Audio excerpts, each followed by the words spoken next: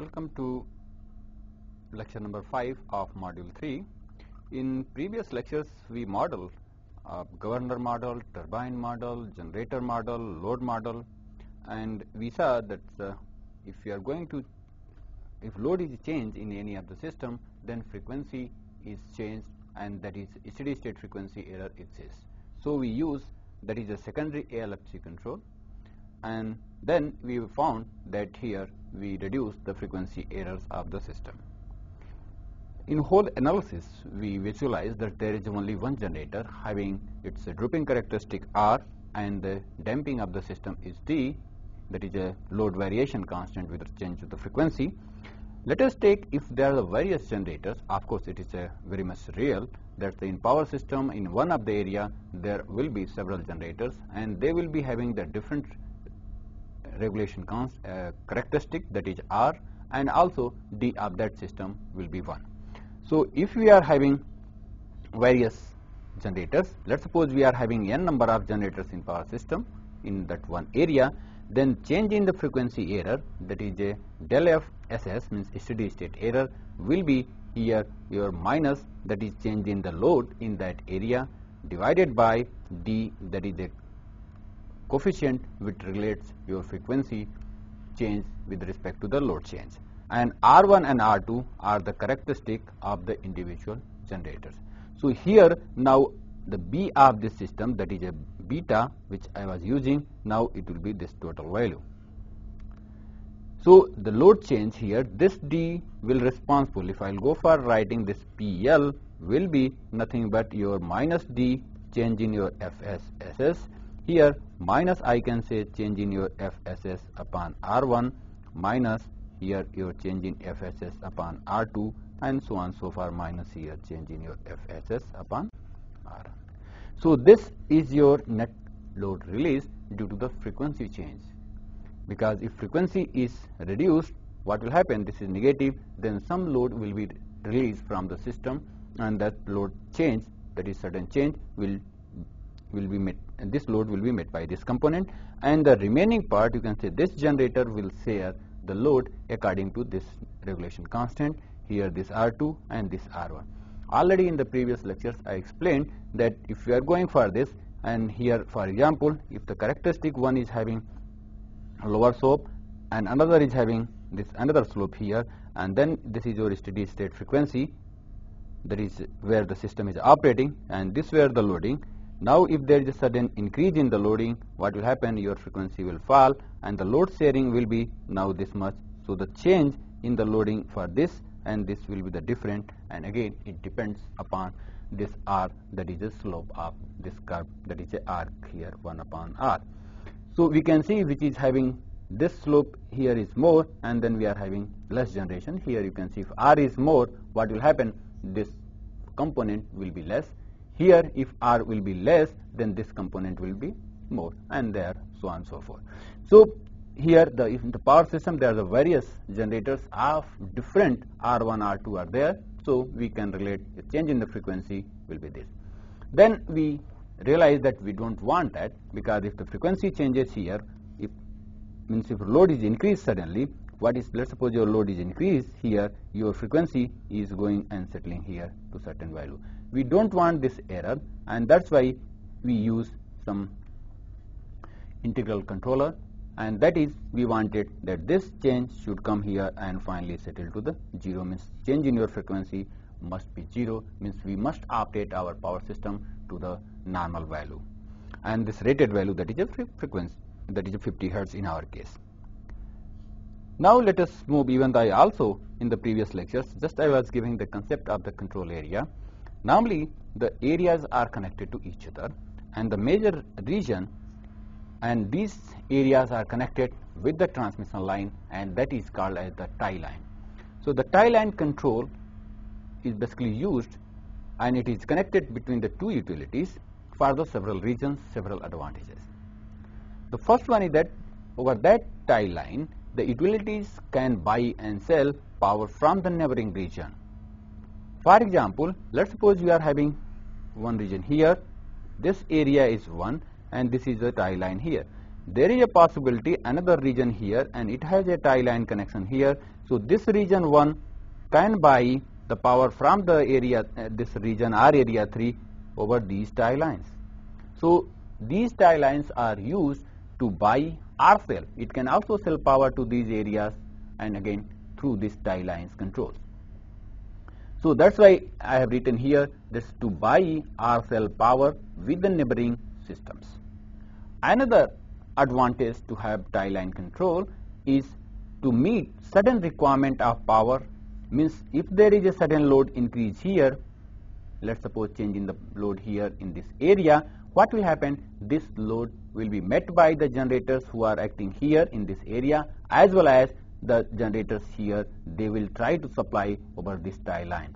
So to meet the sudden requirement of the power is accomplished with help of the tie line control, and overall it improves the composite stability of the system. Means all the system is stable, more stable than not having this tie line control. So it also improves the reliability. For example, let's suppose one generator has gone up, means this generator is tripped. So there is a sudden crisis of load generation in this area, and then we can ask if generators here they are in surplus, they can provide power, and then we can meet the reliability of the system. And also it reduces the installed capacity.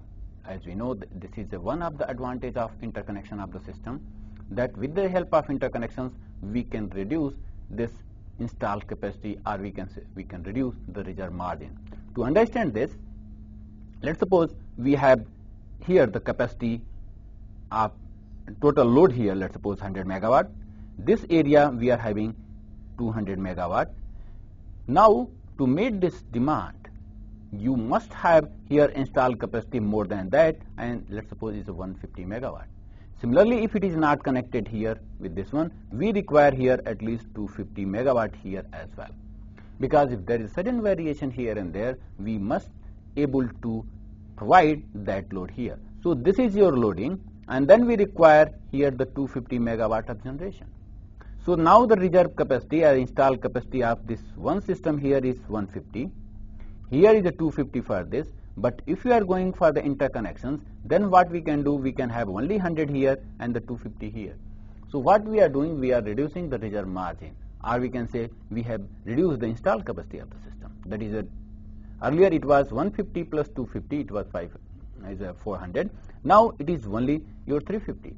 So it says that if you are going for the interconnection, this is a tie line is nothing but the interconnection of the two areas, and then we can reduce the installed capacity. But it has some inherent problems. First is the control becomes complex, because earlier we were only controlling the generators here in this area and it was independent control. But with help of the tie line connections, we have to also see the control actions of this one. So now the composite control action becomes complex, and we have to have very good controllers, and also it is not possible to have the manual, we should have the good automatic control. But the control strategies will be complex, of course. Another major problem in this tie line control or the interconnection is that if disturbance occurs in this area, let's suppose there is some fault, if we are not controlling this fault in a very less time, what will happen? This fault will be reflected in this system as well. If the generators keep on oscillating, there is some disturbance here, this area will be also affected. For example, we can see in our Indian system, in the Northern Regional Electricity Board system, that we have the several states like UP, your Rajasthan, Punjab, Haryana, Himachal Pradesh, Jammu and Srinagar, and Uttaranchal. Of course, Delhi is also in that. So if there is a fault in one of the lines in any of the state, almost whole state, all this region are getting disturbed. And sometimes you will fear and you will listen that this line tripping causes the whole northern area in the blackout. So it is always very much true that the disturbance of one system is reflected in other system. If it is not there, so it will be not reflected, only one area will be affected. So this is one of the, you can say, major disadvantage of tie line control. But Although we are having very fast and very reliable controllers, they can take care if one line is tripping, then we can save our system and then we can take advantage of other interconnections here. That these are the advantages. Now let us model, because earlier we model the single area system. Now we are going to model the two area system. Here I am considering only the two area, and similarly we can have the other areas as well. So here this is area 1 and this is your area 2. These two areas are connected by a tie line here having reactance X12, and the voltage where they are connected here, it is your V1 angle delta 1. This V1 is magnitude of this bus and angle is delta 1 with the reference to some reference bus. Here the voltage of this bus is nothing but is V2 delta 2, and the power which is flowing from area 1 to 2, it is denoted as 1 2, means 1 from 2, from 1 to 2 here. Similarly, if power is flowing here, then I can say it is 2 to 1. So basically this is the P12, it is nothing but minus P21, because only the direction is changed. So let us model this one using this tie line equation. So we can write the power flow equation from area 1 to 2 when there is no disturbance in steady state condition. So I have written the P12 naught, means there is no disturbance. So power will be flowing with this equation. We know it very well. This equation you must be knowing. This P is your V1 V2 upon X sin delta. So this delta is nothing but the angle difference between these two buses, means from higher bus to lower bus. From angle this we are assuming this power is flowing from bus 1 to 2. So it is your delta here, it is nothing but your delta 1 minus delta 2. So here we have written, and the V1 V2 are the voltages, respective voltage. X is the reactance of that line where these two buses are connected.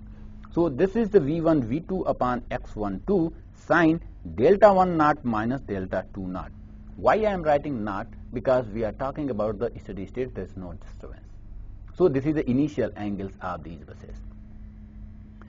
Now let us see, there is some disturbance in any of the area, and the power which is earlier flowing here, this P12 naught, now it is changed, it was P12 naught, now it has changed, it is your P12 naught plus some change in P12 due to the disturbance in any of the areas, either 1 or 2. So I can write now the net power flow from area 1 to 2, it is your the steady state value plus some change. Again it depends, this value is positive or negative, it all depends, that's where is the disturbance, where the demand is more, so power can go this side or that side. So this value may be negative or positive accordingly. So we can write here what we are assuming. The assumption is that voltage magnitude of the systems are constant. So we are assuming the V1 V2 are constant, although this assumption is not very much valid, but normally the power flow, if the real power is changing, so the voltage are constant and angles are changing very much. So we have taken this V1 V2 are constant. Of course the line reactance will be constant, it will be not changed. We are assuming again the frequency, this X is very changed. Of course if the system frequency will be changed, this X will be also changed, but here that variation we can take the same value. Now sin this angle here at was that delta 1 naught, now it is changed to, basically I can say delta 1 naught will be changed to your delta 1 naught plus some delta angle here 1, and similarly your delta 2 naught will be changed to delta 2 naught plus change in delta 2. So just I have replaced these two angle from here and with the same equation. Now we can simplify this, means I want to write what we can write here. This component we can write this sign. Now here delta 1 naught minus delta 2 naught in one bracket plus change in the delta 1 minus change in delta 2 in one bracket, and here it is this one. So now we can expand this, this is your sign, so I can say sin A plus B. So what we can write, we can expand this, so V1 V2 upon X12 is the common. So if you are taking here the sin A into cos B, so here the sin you can say this is your angle A, this is angle your B. So the sine A I have written here, delta 1 naught minus delta 2, into here there is one other term, the cosine of B. Now what will be the cosine of B? You can see this is a multiplication of this term. It is nothing but the cos beta is change in delta 1 minus delta 2. We know that already change in the delta 1 is very small value, and again we are subtracting the change in the delta 2. So this value is very small, and you know the cosine is angle is very close to 0, we can take as unity. So we have replaced here as unity. So that's why that term is not appearing and that has disappeared. Another term here now we can write, again this V1 V2 upon x2, this component will be there, into the cosine A. Here cosine A I have written delta 1 naught minus delta 2 naught, multiplication of here this is your sine B, and we know that if again this angle is very small, so I can write here sine beta will be equal to beta if its value in the radian. So this sine is disappeared with the unity and we have taken this angle. Now what is this? You can see from here this is nothing but it is your P12 naught.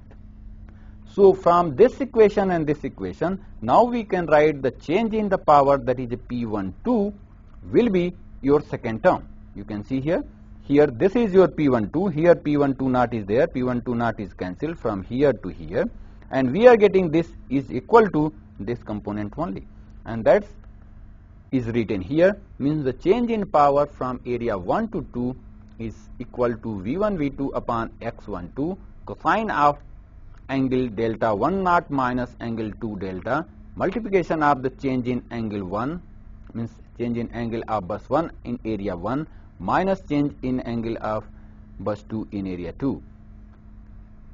This coefficient, as you know, in steady state delta 1 and delta 2 knots are constant, V1 and V2 are also assumed to be constant, and x1 2 of course constant. So this component is completely constant, and we can say, we can represent this is equal to your T12, and this is known as synchronizing coefficient or tie line stiffness coefficient, that is T12. So this equation can be written here again, that's P12 is equal to T12 change in your angle 1 minus your change in angle 2 here. Now we want that angle relation with change of the frequency, because your final term that is coming, your frequency, that frequency is related to your the droop characteristic of the generators, and also your D is related to the frequency.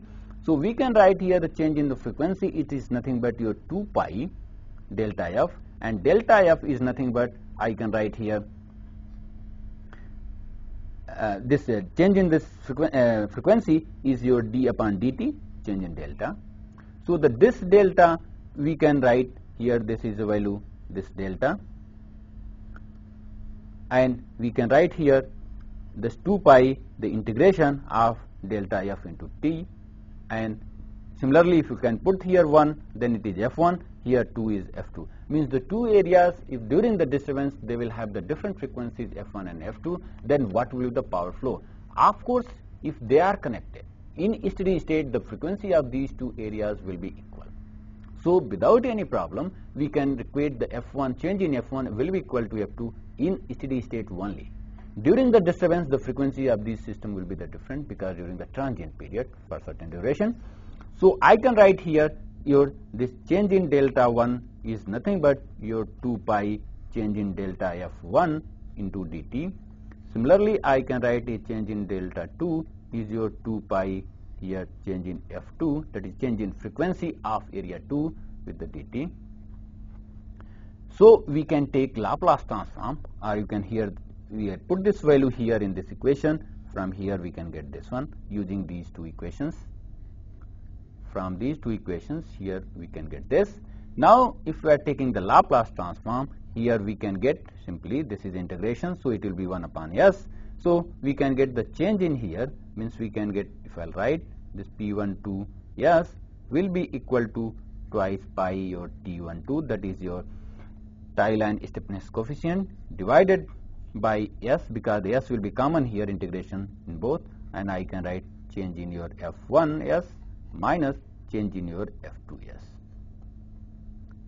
So this is your tie line model, and let us see how these are related and how we can model this again. So this whole concept, this change in F1 minus F2, that is multiplied by this coefficient, if you remember, 2 pi into T12 upon S, that gives change in your tie line power model. Now we know it very well that the power which is coming from area 1 here, let's suppose you have assumed that power is here going, change in 1, 2 is coming out from this. So this power basically in area 2, it is going to be here, that is a injected. So here if it is a negative, here it is a additive. But these two areas may have the different rating, different base values. So we have to write, if complete the boxes or block diagram in the per unit system. Let us see how we can relate it. So we know that this P12, that is in megawatt I am talking here, why I have written that is written actual value. So the P12, that is the power flowing from area 1 to 2, will be every time will be equal to the negative of area, that is power flowing from 2 to 1. So in the notation here I can say this P12 will be equal to minus P21, we know it very well. Here I can also write this P21 will be nothing but your minus P12 in megawatt. Now if you want to write this P21 in per unit, so we have to divide the base of the area 2, and the base of area 2 is here, let's suppose PB2 here. So this divided by this value we can also write in the per unit of that area, that is area number 1. So in area number 1 I can write here this value, we can represent this P12 per unit multiplied by base of that area, then it is actual value divided by base of area 2.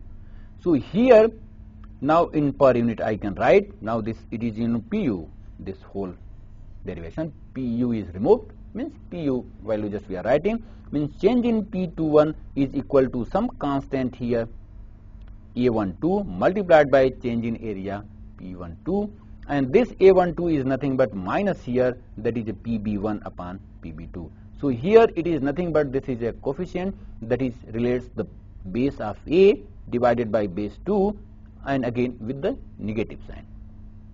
So here I have written this base power of area 1 and 2. Now let us combine this with our actual modeling that we have already done, and we know that if we are having the single area, now I am going to write here, if you remember, this is your the area 1, that is we had here, we had this your change in PC here plus 2, here we had the negative, and this value we were getting this your 1 upon R1. Now why I am writing R1? Because this R1 is related, and I am talking this R1 is the combined effect of all the generators in that area. Here that is going to be your governor and turbine constant, that's I can write 1 over 1 plus TGS, and here for the turbine 1 plus TTS. Here this is giving your mechanical power. Here the gain is unity, as I said, the kg multiplied by kt normally set to unity, so I have taken 1. This is coming your nothing but your P turbine power, and this turbine power here is again that is here plus minus this PL which is coming here, that is change in the PL1 of this area 1, means we can write this is for area 1 we are writing, again this is your minus term, again this power from area 1 it is going, then it is again here there is some negative here value corresponding to your, it is nothing but your change in P12. Here all the values are in Laplace, so here it is not that the P12 is a S bracket S, I have removed that, but you have to see this, all these are in the Laplace domain. This value is coming to your model of your power system, and I can say here it is a power system 1, it's your Kp1 divided by 1 plus Tp1 into S, means all the here I can write ones, here Tt1, all the value we can write 1 here, P12 of course, and here we are getting your change in the frequency of 1, and this is here going to be here. Now again we have another area, so similarly we can write here, that is your similar this area 1. Now we can write for area 2, here this value is coming to your PC, change in PC2. Here again I can write 1 because we are writing everything in 1. So this is your positive, this value is coming here, that is your combined effect of this droop characteristic of area 2. Now again we are having here your governors and turbine modeling, and here I can say 1 over the Tg2, yes, this is governor time constant, and here the transfer function for the turbine I can write the Tt2, yes, that is coming here your change in Pt2, and here I can write this. So this value here in that area, if load is changing, this is a plus, so change in PL2, and we know that some power is coming from area 1 here, that is you can say, I will come to that point here what we are going to write, and then this power system model of your area 2, that is Kp2 divided by 1 plus Tp2 into S, and here that is coming to your change in frequency R2, and this frequency here we know that of this area is related with this governing constant. Now these two areas are connected with tie line, and the tie line model we saw that F1 here, that is coming to here, this is your plus, this is your negative. Now F1 minus F2, that is multiplied by your here the tie line model, that is coming here your 2 pi T12 divided by S. So that here is coming out to be, it is going to P12 here, sorry, and this here is now P21, which is going to be here, of course this is with the negative sign, and we are using some coefficient A12. If you remember, this A12 is nothing but here we are again this P12 we are assuming it is going out, because P21, if you remember here, P21 is the direction which is coming out from the area 2. So some load change there, some generation means generation is here increased, that is your change in the PG. Here the load is also changed, so this is the generation increase, this is a load change, that is mechanical power, and this is going out, so this is negative, and this P12 is related, this P21 is nothing but A12 change in P12. So here just we have multiplied one coefficient. This value is, if both areas having the same base, what will happen? This A12 will be equal to unity. So this A12 is here your unity, means minus 1. If you remember, it was, the value was here nothing but minus PB1 upon PB2, means the base of area 1 to the base of area 2 with the negative sign. If both bases are rated at the same base value, so here it will be cancelled out and we can get minus 1. So what will happen? This minus minus here, then it is a plus. So we can visualize here the whatever the power which is going from area 1, it is going to area 2, and that is related here. So this is your two area system, and again here we are having the primary LFC. Why primary LFC? We can see again in this here the derivation that this case we have connected no doubt this tie lines here, but still there will be some frequency error if there will be change in any one of the areas of the load. So we'll see right now what will be the static performance of this system. What is the improvement? What is the advantage? We can see just right now, and then what we have to do next to reduce this error in this, that is a frequency error in this loop. Now here again this value, let's suppose we are taking to 0, means here we are not changing this reference setting, means we can say this your change in the PC1 is equal to your change in PC2. These are the reference values if they are kept 0, and let's suppose we are changing the loads, that we are changing, that is your change in the PL1 1, it is some value, let's suppose your x1 upon s. Why I am writing this x1 upon s? We are taking some input response. Step response means here in this area here, this is your x1 that is changed suddenly, that is your change in PL1. So the PL1 s Laplace transform, it will be x1 upon s. This x1 is magnitude. Similarly, I can write this PL2 s, it is your x2 upon s, and then we can analyze, we can see, we can say this B1 of this area, here it is B1, it is nothing but your D1 plus 1 over R1. Here this B2 factor will be for this area, it is D2 plus 1 upon R2. Now with these changes, we are taking the change in the both area together. So what will be the change in the tie line power? Means we want to calculate this change in P12 steady state and change in the frequency steady state we want to calculate if the both areas are interconnected with the some tie line. So this is your, we have included the extra tie line model here. And other things here, already we model the first area, then it is second area, similar to that modeling, only if the parameters are different and they are connected by one tie line and the tie line models are inserted. Now you can say we have a complete composite block. Now again, since here we are assuming that there is no secondary controller, there is no secondary area load frequency control or automatic load control. So here we are not having any gains and these are 0. So now we can define the steady state values and we can derive it. Here already I explained this, means let change in the area power in area 1, that is change in PL1s, it will be x1 upon s. Similarly for area 2, power change is your x2 upon s. We know that the steady state value of F1 and F2 will be the same. I said in the transient case only the F1 and F2 will be the different, and that's why there will be change in the tie line power. If the system is in steady state, the frequency of all the interconnected system, it will be the same.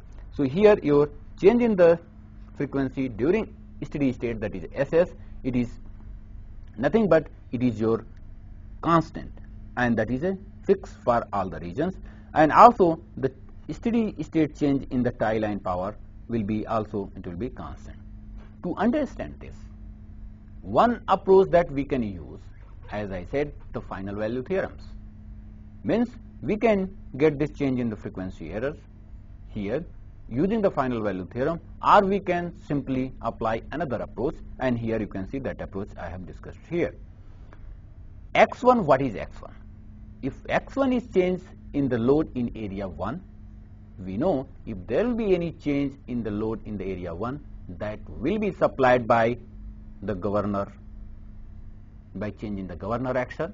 So this is change in the real power of area 1, and since there is some frequency change, so there will be some net load release in that area 1. So here another component minus, that is your P12 steady state value, means here from area 1 this value is going out, the value which is changed here in the P generation, and some load is released if there is sudden change in the PL. So this PL will be, you can say, algebraic sum of the power here, these should be plus this is nothing but your Pg1, here it is your, that is the damping coefficient, the change in here I can say net load release, here D into change in Fs, and this is your change in your P12 steady state, and this is your change in L. So these two will be equal to the incoming, means algebraic sum of the power at any node will be 0. So with this equation we can write this. It's clear? So it is x1 is equal to your change in Pg1 plus net load release of area 1 minus change in the that power which is in a steady state flowing over the tie line.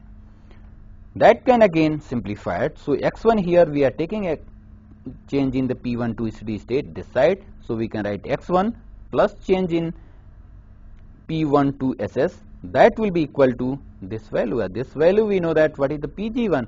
Pg1 is nothing but change in steady state frequency error divided by R1, that is a composite R1 characteristic of that area 1, minus this D1 again, the net load release coefficient into this, and this is nothing but your minus B1 into your change in frequency SS. Similarly, we can write for area 2. In area 2, here what is happening? In the area 2, there is a, here I am talking that there is some P21 which is going out, there is some load change here, and there is a generation here Pg2, and here another component that is D2 into FSS. So here also what we can write, this PL change 2, that is X, plus here P21, and this P21 is nothing but we know that it is equal to A12 into change in P12 steady state. We know it very well. So this summation means X2 plus A12 change in area power 1 to 2 in steady state, that will be equal to nothing but this one, this change in Pg2, this value, and minus this value, because this change in the fall, then this will be added, so it is just reverse action, and we can write here nothing but minus beta 2, and this beta 2 is the bias function of that area multiplied by change in the frequency error. Now these two equations, we have the two unknowns, that is one is your P12 steady state, and we have that FSS in steady state. We have the two equations, there are the two unknowns, then we can solve these two equations and we can get the unique solution. Because the x1, x2 are the given to you, how much they are going to change. These two are not known, A12 is known to you, change in frequency you don't know, but the parameter R1, R2, D1 and D2 are in other words you can say B1 and B2 are known to you, and then we can solve this equation. If you are solving, simply what you can do, you can multiply A12 and subtract, this will be cancelled out, and you can get in change in the frequency error. So if you solve here, you will get that the change in this steady state, that is here, that is a change in the power from tie line, that is a 1 to 2 in steady state, that will be equal to here B1 x2 minus B2 x1 divided by B2 minus A12 B1, and your change in the frequency error, that is here change in FSS, that is x2 minus A12 x1 divided by A12 B1 minus beta 2, this one. So we can get this expression and this expression separately. Now let us critically analyze, means we see what we are going to achieve from these two. If here I can have the different conditions, let's suppose there is a change in load in area 1 only.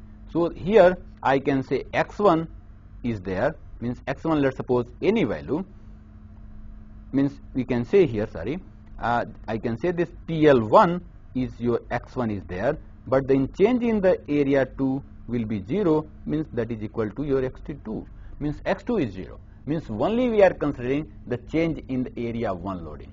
Now with this case, I can say it is case 1, we can go for again analyzing, and then we can get what will be your P12 SS. So for this case 1, the change in the tie line power flow during the steady state, that is a P12, change in P12 steady state will be equal to here this x2 is 0, so I can write here simply minus beta 2 x1 over this value your beta 2 minus A12 beta 1. Now here let us state the base value of both area 1 and area 2 are same, so I can write here A12 is equal to minus 1. So here with this condition 1, 2 in steady state, it is nothing but minus x1. Now what is beta 2? We can write here it is your D2 plus 1 over R2 divided by this B2 plus, now it is in unity, so beta 1 and beta 2, so I can write here it is a D1 plus 1 over R1 plus your, this is beta 2 plus 1 over R2. So you can see the change in the tie line power flow here, this is another factor B1 plus B2 is occurring for all the case, but the change in that is occurring the tie line power flow from area 1 to 2. It is here the change in the loading of that area and the factor, that is a bias factor, that's beta 2 of another area. We can again see what will be your change in the frequency here for this case. Here, as I said, your x2 is 0. Here again you can see what we are getting. Here you will see this is nothing but A12 means I can write minus A12 x1 divided by A12 beta 1 minus beta 2. If we put this A12 is this value, here is 2, so we are going to get it is nothing but your x1 divided by minus beta 1 plus beta 2. So in this case you can say now the values are here coming out to be half. This B1 and B2 are added together, and here x1, this minus will be going up, and we are getting this change in the error. So I can say here the change in the steady state frequency, that is your change in FSS, it is nothing but your minus x1 over, that is a beta 1 plus beta 2, means here it is a D1 plus 1 over your R1 plus your D2 plus 1 over your R2, and here this is this concept. Similarly, if there is a change in only area 2, this will be reversed. So here change in F means I can say case 2 where x1 is 0 and x2 is not 0.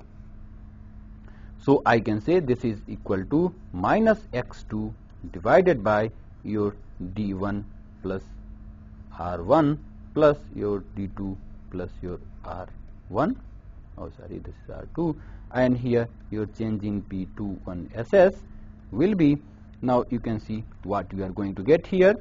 From here, if your x1 is 0, so you are getting beta 1 multiplied by this component will be as it is.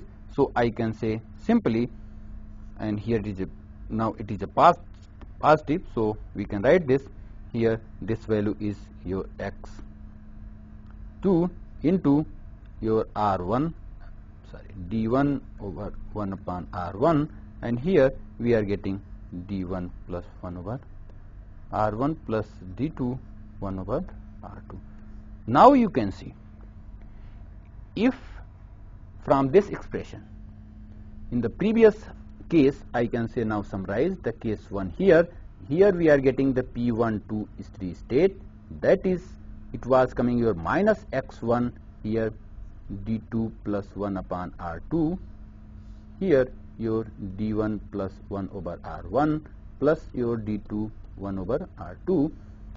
Now whenever there was a change in the power in area 1, this component was becoming negative, means the power which was flowing earlier, that is a P12 naught, now it is going to be reduced.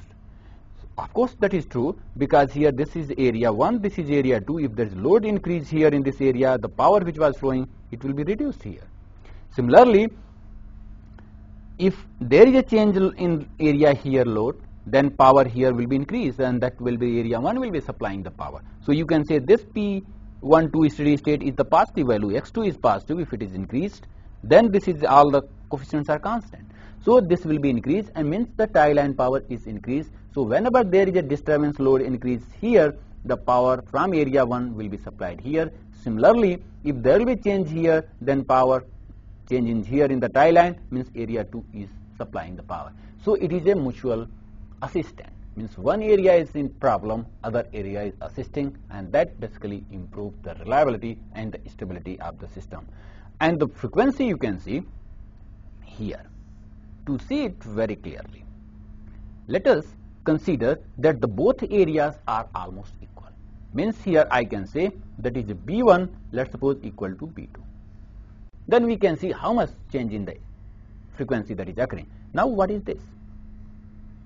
Now we can see here that is your change in FSS, it is nothing but minus x2 divided by 2 beta, if it is equal to beta. However, in the previous case, if you remember, the change in the frequency error was nothing but your minus x upon the beta. What does it mean? it says that if the both areas are identical and they are connected with the tie line, then the change in the frequency error is reduced by 50%, 1/2 here. And then that is a better. Means if the here change was, let's suppose 0.5 hertz, here now it is only 0.2 hertz. So it is better also. So we can see here, means if the both areas are equal, then the change in the steady state power here in the tie line, that is x2 minus x1, again this value whether it is a positive or negative depends upon which one is higher than that. If both are occurring together, so here you can say x2 minus x1 by 2, and here x1 plus x2, the frequency here change x1 plus x2 by 2 beta. So if x1 is 0, means there is a x2, as I said, here then steady state power is x2 by 2, means the half of power of the load is supplied by the area 2, area 1 here, means power is flowing from the tie line, means when there is a load, let's suppose 5 megawatt is increase in area 2, 2.5 is meeting from area 1. Condition is that here if they are identical. If they are not identical, then some fraction power will be flowing. And the frequency error here in the x2 upon 2 beta. So earlier if they were not connected, it was the case. So we can say the frequency change is reduced by half, and the power flare is also half if both areas are connected together. But in this case we can see, we are observing, we are getting still the frequency error is existing, which we don't want. Means in all, even though both areas are connected, if we are not having secondary controllers, only the primary controllers of area 1 and area 2, we are getting the frequency error, although this magnitude is reduced. Earlier it was higher, now it is reduced, but still we don't want. So we have to provide that secondary LFC control for these two areas, and let us see how they are going to be related.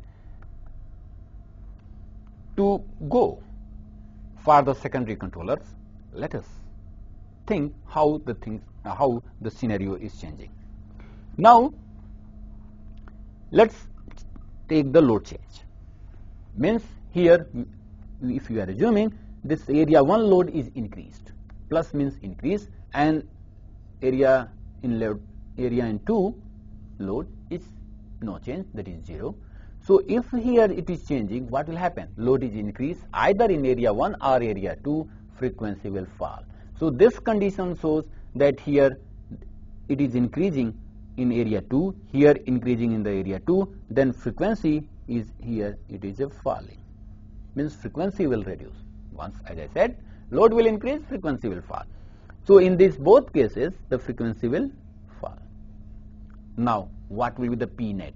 If the load here, again in the previous expression I showed you that if there is change in the load in area 1, the tie line power which was flowing from 1 to 2, that was net value, was reducing, so it will reduce or decrease, you can say. However, if the load in the area 2 is increasing, so it was increasing. Now what we have to take the control action. So the resulting control action, if the load in area 1 is increasing, then we have to increase the generation in that area, because this tie line is always, we have to restrict that what is the scheduled power that must flow during the steady state condition. So we must generate the load generation in the area 1 to meet the load increase in that area 1, so that there should not be change in the tie line power flow. So the tie line flow is allowed during the emergency condition, during the stabilizing mode condition, and finally we have to change the generation, so that again we should go that here the change in the P12 should be 0. So our concern here that this P net should be 0, means we have to devise the controller that this should be 0, and also we want that frequency SS should be 0. So we have to take the control action accordingly. So what we have to do, if the change in the PL1 is increasing, we have to increase the generation in area 1. Similarly, if the load is increasing in area 2, then we have to increase the generation in area 2, so that this value will be change in the tie line power flow should be 0. Now let us say that if load is decreasing. So if the load is decreasing in area 1 here, decreasing, negative is decreasing. So what will happen? Frequency will increase, means here increase, and load is decreased here. What will happen? This power from area 1, means here it is your area 1, this is your area 2, here that is your P1 to net. So if load is decreased here, more power will be flowing here, and that is here it is increased. Then again, to make this condition, that change in P1 to in steady state 0, we have to decrease the generation in area 1. Similarly, if there is a decrease in the load in area 2, of course this frequency will increase, and your P net power which was here flowing, it will reduce, and to meet here this value 0, we have to take care, we have to decrease the generation in area 2. So this is the basically, whenever these 4 conditions are possible, we have to take the control actions accordingly. Means whatever the amount of load is changed in that area, that must be compensated by generator in that area only, so that we can have this one. So the first condition to have the steady state tie line power flow 0, we have to increase the generation in that area. And also, it is not only that, if there is some frequency fall, that we have to try to raise it back, so that we have to operate our system on your rated frequency. So the required change in the generation now, that is called area control error, ACE. In the previous case, if you remember, it was nothing but your change, it was change in the frequency. For a single area here, this ACE was nothing but your change in the frequency error, and we were trying to reduce here, that was a negative component, if you remember. Represent the shift in the area generation required to restore frequency and the net power, tie line power flow. So here now ACE is the 2 component. One is your change in the frequency of that area, here earlier it was there, multiplied by this B1 factor, because the V1 is appearing here in this your tie line power. If you see here your this value here in this one, you can say the B1 terms are appearing in this one. B1 upon, if this, let's suppose in area, any one of area, this is 0, some bias factor is appearing there. So what we can do, we can multiply here the bias, and then P1 we can add together. Because this P is the frequency, this is the real power, we cannot add together. Always we must know it. So what we are doing here, we are multiplying some this D, this factor, so this will be the change in the power here, and then we are using this tie line power, it is going to be added. So here now for the area 2, it is your change in the power, that is changing your tie line power flow from 2 to 1 plus beta 2, that is a bias factor. Here it is nothing but this value is your D2 plus 1 over R2. Already I have defined this several times, multiplied by the change in the frequency of that area. So to include this, what we can do now, we have to see, we have to go for integral controller as again. Now what we have done here, this is beta 1, this frequency here, if you remember this is a frequency. Now this I have written in terms of M1 and D1. No doubt you can represent this in terms of your KP1, and this I can write 1 upon TP1S, and others are as it is. Here I have used another factor. Why I have used this factor? Because I have taken, that is the A12, the difference is here, and here I have written 2 pi because I am writing here the F. So there is no problem. So this area control error here, which is coming to your integrator of this area 1 here, this is I2 of area 2, this is your area control error of 2, that is your that here I can say the P12, which is going from here, and this is going to be added, and that is going to be integrated. Why it is written negative? If you are adding, this is a plus, here this is a negative of the gain, and it will be taken care. To see this, now we have to change the reference power. That is your reference power here, that is coming here. This is your PC or PC reference 1 area, and we can write here this reference and minus Ki1, that is a constant of your area 1 integration constant, and we are using the integration because we want that error residue must be 0. So we have to use the integral controller, and we have used the integration here, and that is, if we are integrating, that we are getting 1 upon s. So this is a coefficient plus change in P1 2s plus beta 1 in the change in Fs1. Similarly, for area 2, we can go for another constant here, Ki2, and we are having this coefficient. This value we use, that is your change in P2 1s. Here I have replaced with the A12. Beta 1 is no doubt is equal to here, the B1 is equal to your beta 1, and that is defined here. Similarly, this is defined here. So now in AC1 during the steady state condition, what we are going to get, because our intention that we have to get this AC1 whenever there is a change in the load in particular area, this will be equal to the load in that area, so that we can increase that one.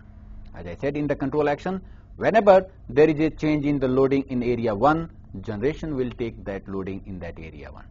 So here AC1 in during the steady state condition will be equal to your change in the tie line steady state condition plus your beta 1 into change in your frequency steady state conditions, and we can put the steady state condition which we derived earlier.